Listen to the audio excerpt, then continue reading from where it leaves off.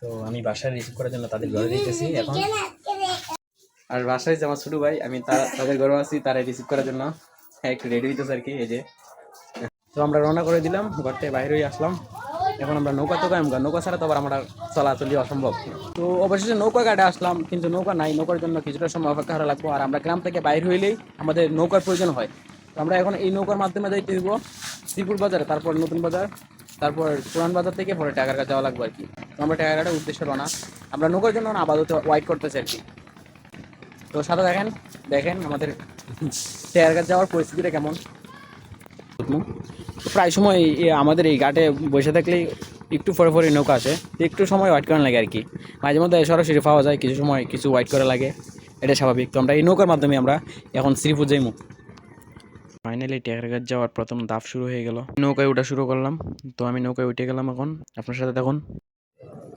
তো আমরা নৌকায় উঠে গেলাম, এখন যাওয়া রওনা করতেছি। তো আমরা পরিস্থিতি দেখুন আমরা কীভাবে যাই।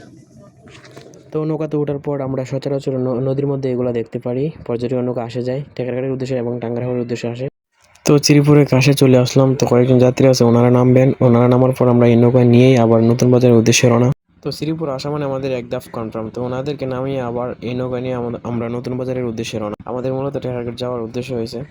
তো আমরা বাড়িতে দেখি যে টাকারঘাট যাওয়ার অভিজ্ঞতাটা আপনাদের কাছে শেয়ার করলাম। আর এখানে জুবান শ্যুট করার জন্য আসছে, ওনার সাথে একটু দেখা করার জন্য যাইতেছি মূলত। তো আপনারা অনেকেই আছেন যে টাকারঘাট যাইলে কি অত বকর বকর করা লাগে, আসলে অত বকর বকর করা লাগে না। আমি মূলত আপনার কাছে আমার অভিজ্ঞতাটা শেয়ার করতেছি, এটাই স্বাভাবিক। আর 1-2 মিনিটের ভিতরে আমরা নেমে যাবো। নেমে পরে গুতারাত উঠবো, গুতারাত থেকে আমরা উইফারে যাইমু, উইফার থেকে পরে গাড়ির মাধ্যমে আবার আমরা টাকারঘাট উদ্দেশ্যে রওনা দিব। তো অবশেষে আমরা দ্বিতীয় ধাপ শেষ। আর আমরা ওই গুদারের মাধ্যমে ওই ফারা যেতে আসলাম, উনি বলতেছেন না উনি দিয়ে আসবেন ওই ফারা। তো আমরা নৌকাতে রয়ে গেলাম। আর ওই যে ব্রিজটা দেখতেছেন না, ওই ব্রিজটা 2019 সালে নির্মাণ কাজ শুরু হয়েছিল, কবে শেষ হবে জানি না, তবে ইনশাল্লাহ দ্রুত শেষ হবে। তো ব্রিজের কাজটা শেষ হলে আমাদের সবচেয়ে ভালো হলো, আমাদের উপকার হলো, আমরা গাড়ির মাধ্যমে যে কোনো জায়গায় যাতায়াত করতে পারলাম। কিন্তু নতুন বাজার থেকে আমরা এই গুদারের মাধ্যমে পার হইতে আসছিলাম, কিন্তু আমাদের এই নৌকার মাধ্যমে আমরা পার হয়ে যেতেছি। কেউ যদি আসেন তাহলে এই গুদারের মাধ্যমে পার হইতে হবেন। তো ফাইনালি আমাদের তৃতীয় ধাপও শেষ। এখন আমরা চতুর্থ ধাপের ফালা। আমরা এখন নৌকা থেকে নাইমা তারপর হয়েছে আপনার গাড়িতে উঠে তারপরে টাকারঘাট যাওয়ার উদ্দেশ্যে। তো ছোটো মোটো বিষয়টি অভিজ্ঞতা শেয়ার করলাম আপনাদের। এখন গাড়ি স্টেশনে যাইতেছি। তো মোটর সাইকেলের মাধ্যমে আমরা যাইতে হইব। যে আমাদের সামনে গাড়ি আছে, আমরা দুজন আইছি। এই যে সামনে গাড়ি।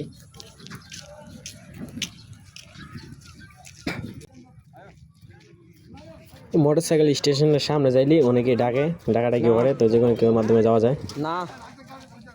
মানে গাড়ি তুলতেছি, বাসা উঠ। তো গাড়িতে অবশেষে উঠে গেলাম আর চতুর্থ ধাপ শুরু হয়ে গেল। তো আমরা মোটর সাইকেলের মাধ্যমে এখন একবার টাকারঘাট নীলাদ্রি লেকের সামনে যেয়ে আমরা নামুগা। তো নীলাদ্রি লেক জুবানিদের সাথে দেখা করে তারপর আমরা লাকমাছড়াতে গোসল করার জন্য যাইমু। তো এখানে কাজ কনফার্ম করে তারপর আমরা লাকমাছড়া যাইমু। তো অবশেষে আমরা টাকারঘাট ঢুকে গেলাম গা। আর এই রিসোর্টটা নতুন অবস্থায় তৈরি হইতেছে, তো মনে করো ভালো একটা রিসোর্ট তৈরি হবে, জানি না, তবে আমার আইডিয়া থেকে বলতেছি খুব সুন্দর করে কাজ করতেছে ওনারা। অবশেষে নীলাদ্রি লেক চলে আসলাম, এখন গাড়িতে নামো। আর আরেকটা কথা না কইলে নাই, আমাদের আগে কিন্তু আরো দুইজন আইছে, তো তারা আমাদের জন্য ওয়েট করতেছেন। আর আমি বর্তমানে এখন মোটর সাইকেল থেকে নামছি, নামে তাদের সাথে দেখা করবো। তারপর আমরা তো মোটর সাইকেলের নামা শেষ হয়ে গেলো, ওনার ভাড়াটা দিয়ে দিলাম। তো উনি ভাবতে পারছেন আমি এই এলাকার, উনি ভাবছেন আমি অন্য এলাকার। আমার কাছ থেকে উনি 100 টাকায় রেখে দিতেছিল, কিন্তু ওনারা বলছে আমি তো এই এলাকার মেয়ে, আমার কাছ থেকে এবার রাখাটা ঠিক হইতো না। তো আপনি বুঝুন, আগে বোঝার চেষ্টা করুন। একজন অভিনেতা জুবান, উনি মূলত শুট করার জন্য আইছেন, ওনার সাথে একটু দেখা করার জন্য যাইতেছি, দেখি সিরিয়াল পাই কিনা। উনি নীলাদ্রির খুব পারে আছে, সামনে আছে, তারা যাইতেছি প্রায় আধা কিলোমিটার মতো জায়গা আছে। নীলাদ্রি ঘোরার জন্য দক্ষিণ পাশ থেকে রোড শুরু হয়। রাস্তাগুলো তেমন একটা ভালো না, উন্নত হয়েছে না অন্য এলাকা, তবে পর্যটক এলাকা হিসাবে প্রচলিত। ব্যাপক ভাইরাল।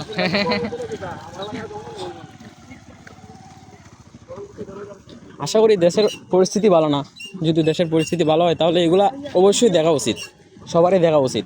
কারণ হাজার হাজার পর্যটক বিভিন্ন ক্রান্তি থেকে আসে, তো আমাদের এখানে আসার পরে তারা রাস্তার জন্য অনেক ভোগান্তর হয়। যাইতেছি জুবানের কাছে, জানি না সিরিয়াল পাই কিনা, উনি চান্স দিব কিনা এটা জানি না। আমারও তো হাজারো মানুষ আছে, চান্সই পায় না এই ওনার সাথে সেলফি তোলা লাগি বা কথাবার্তা হওয়ার লাগি।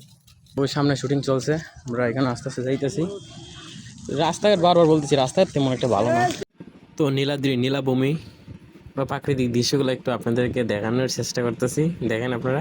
তো জুবানিদের সাথে দেখা করার পর আমরা যাই সরাসরি লাকমাছড়া ঝর্ণাতে গোসল করার জন্য। তো আমরা এখন আপনাদেরকে আমরা নীলাদ্রির একটু জুমজাম করে দেখাইতেছি, দেখেন সুন্দর কিন্তু। তো আমরা নীলাদ্রি পূব পাশে আছি এখন। ওই জুবানিতার সাথে দেখা করার জন্য আইছিলাম, ওনারা লাঞ্চ করতেছে। তো আমরা একটা টিলার মধ্যে দাঁড়ায় রয়েছি, তুলতে পারতামই না, হাসি যাবে লাগে দেয় না, কিছু করার নাই, এখানে তো জোর জোর করে কিছু করা যেত না। যাই হোক, ওনার মেকআপ কাজ চলছে। তো ওনার মেকআপ কাজ শেষ করার পরে দেখি ওর চান্স পাই কিনা ওনার সাথে একটু ছবি তোলার জন্য। তো ওনার মেকআপ কনফার্ম হওয়ার পরে যখন শুটে আসবে তখনই একটু চান্স পাইমু, তখন যাইমু, কাছে যাইমু, যে একটা ছবি তুলবো ইনশাল্লাহ আপনার সাথে। দেখেন দেখেন দেখেন, ওনার সাথে কিন্তু আমার ছবি তোলা কনফার্ম। ওনাদের কাছে আসতে আসতে পারলাম অবশেষে।